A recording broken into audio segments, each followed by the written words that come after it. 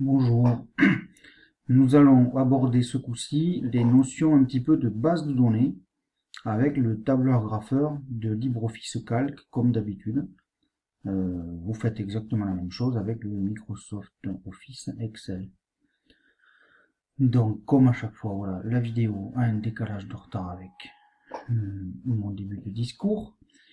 Nous sommes donc dans notre classeur Calc. Nous avons donc ce qu'on va appeler une base de données, autrement dit un tableau.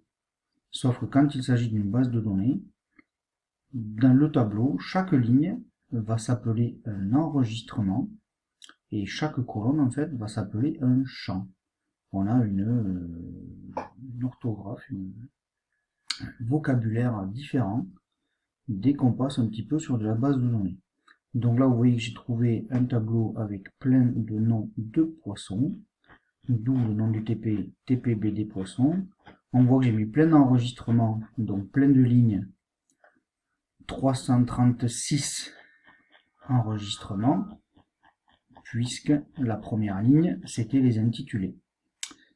Dans une seconde feuille qui s'appelle BD questions, vous avez effectivement des questions et il va falloir essayer d'y répondre. Combien cette base de données contient-elle de cyprinidés dont le nom latin commence par puntus?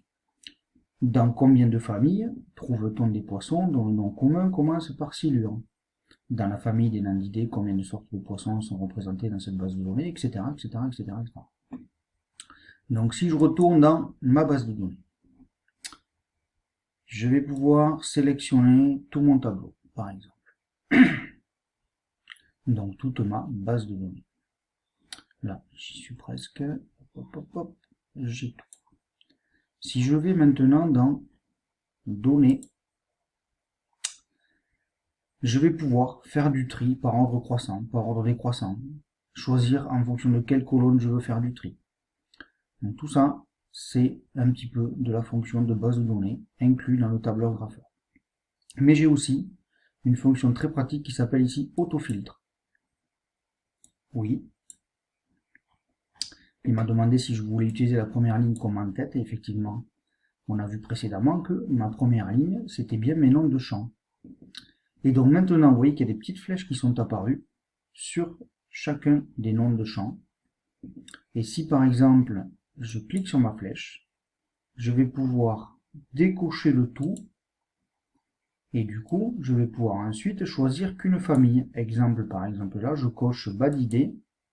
Si je clique sur OK, automatiquement, le tableur me montre tous les enregistrements dont la famille commence par Badidé.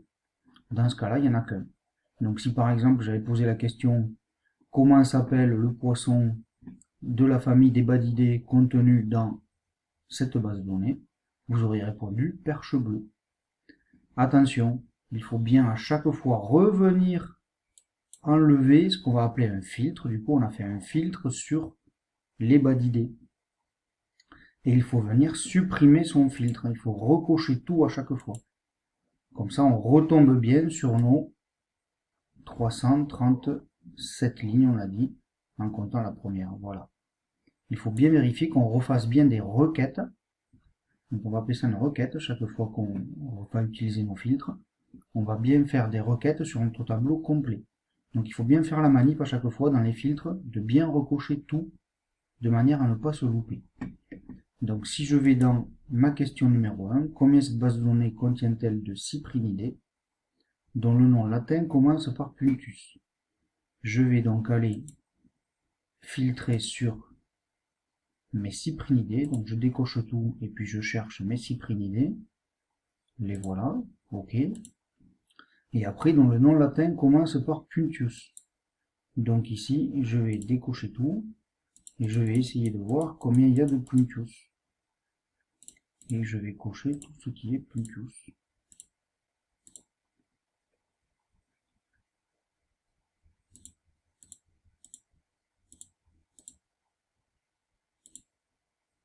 Ok.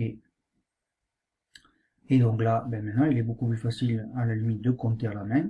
Dans notre cas, nous, on a bien 2, 4, 6, 8, 10, 12, 12 poissons qui commencent par le nom Puntus. Donc je pourrais aller répondre à ma question en mettant il y en a 12, virgule, j'ai fait un filtre sur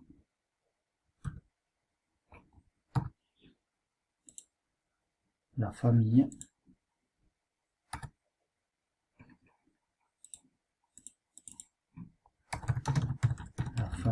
Cyprinidae, puis un second filtre sur ceux qui commencent par Puntus, et j'ai compté le nombre d'enregistrements s'affichant. Voilà, ça peut être une solution de réponse. Il faut bien à chaque fois justifier sa réponse. On aurait pu faire encore mieux au niveau de la recherche. Je retourne sur ma baie des poissons, donc on a bien dit tout à l'heure, attention, je renlève tous les filtres à chaque fois, avant de me relancer pour répondre à une autre question. Sinon, si je commence à faire des recherches sur une base de données tronquée, j'aurai forcément tout faux.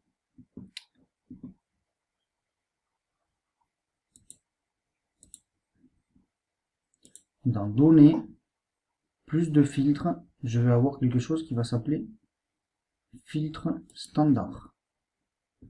Et là, dans les filtres standards, je vais pouvoir mettre des conditions. Exemple, je vais chercher par exemple tous les noms communs et avec une condition, je vais pouvoir dire qui contient par exemple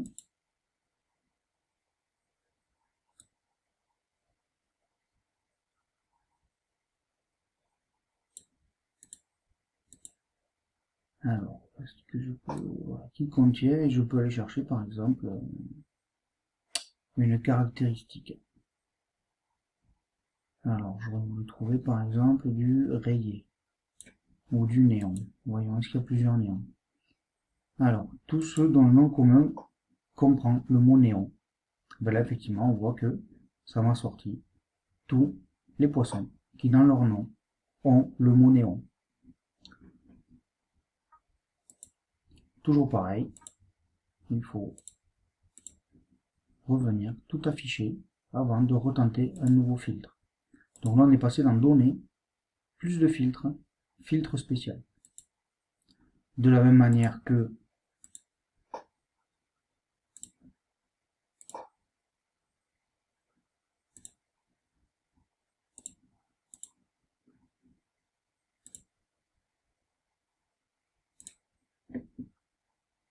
non, ça veut plus.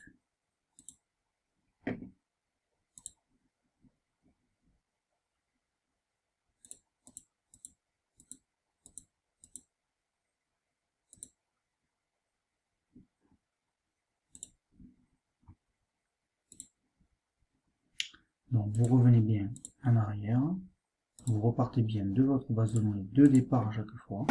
Donc il faut bien penser à enregistrer régulièrement sous un nouveau nom, au cas où il y ait un accident et que vous scratchiez votre base, de pouvoir avoir le fichier initial toujours pour continuer votre TP.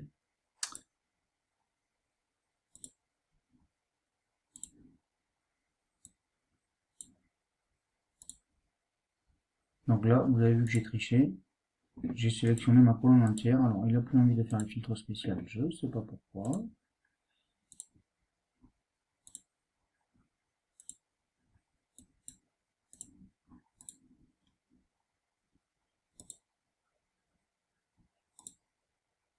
Voilà, c'est parce qu'on était dans le filtre standard. Je choisis ma colonne. Et oui, là, j'étais dans la colonne E, donc ça n'y a pas plus. Donc, je sélectionne mes trois colonnes. Données, plus de filtres, filtre standard. Et là, je peux choisir, par exemple, mon nom latin, Et dans la condition, vous voyez, j'ai du égal, du parenthèse, du petit, le plus grand, mais je reporte du commence par, ou finit par, ou contient ou ne contient pas, comme on l'a vu tout à l'heure. Donc voilà, vous avez plein ici de conditions qui vous permet de faire des requêtes de recherche dans votre base de données. Entraînez-vous, vous aurez plusieurs TP comme ça, de ce type-là, pour travailler un petit peu quelques notions de base de données avec un tableur grapheur. Donc je vous laisse continuer et vous entraîner à utiliser tout ça. Donc on est bien énormément dans le menu données. Vous pourrez chercher aussi ensuite sur le web des infos sur les tables dynamiques. Ça va vous permettre de faire des tableaux croisés dynamiques. Et donc pareil, c'est un petit peu à cheval entre le tableur grapheur et la base de données. Donc ça sera une des prochaines étapes, voir les tableaux croisés dynamiques. À bientôt. Pensez à sauvegarder vos résultats.